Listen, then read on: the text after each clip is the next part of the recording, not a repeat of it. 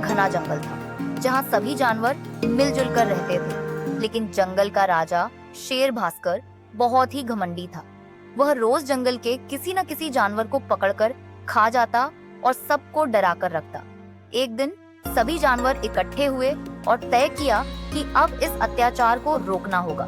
लेकिन शेर से लड़ने की हिम्मत किसी में नहीं थी। तभी एक छोटा सा सफेद खरगोश चतुर आगे आया और बोला, अगर तुम सब मेरा साथ दो तो मैं इस शेर से छुटकारा दिला सकता हूँ। सभी जानवर हैरान थे।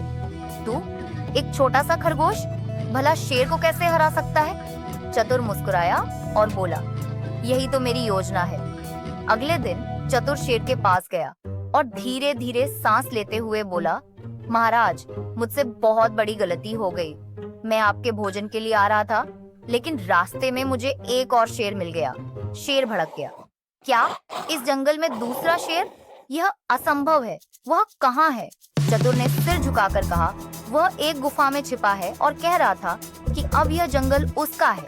शेर गुस्से में दहाड़ा, मुझे अभी उसी गुफा तक ले चलो। चतुर शेर को एक गहरी कुएं के पास ले गया और इशारा करके बोला, महाराज, वह देखिए, गुफा के अंदर बैठा है। शेर ने कुएं के अंदर झांका। पानी में उसकी खुद की परछाई दिखी।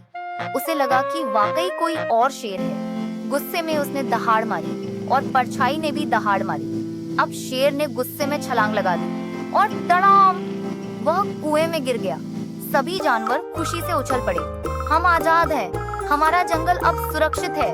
उस दिन के बाद जंगल में शांति छा गई। सभी जानवर मिलकर रहने लगे और सबसे बड़ी बात, सभी ने यह समझ लिया कि बुद्धि से बड़ी कोई ताकत नहीं होती। I don't think so. No, no, no, no. I don't think so. No, no, no, no. It's never, ever,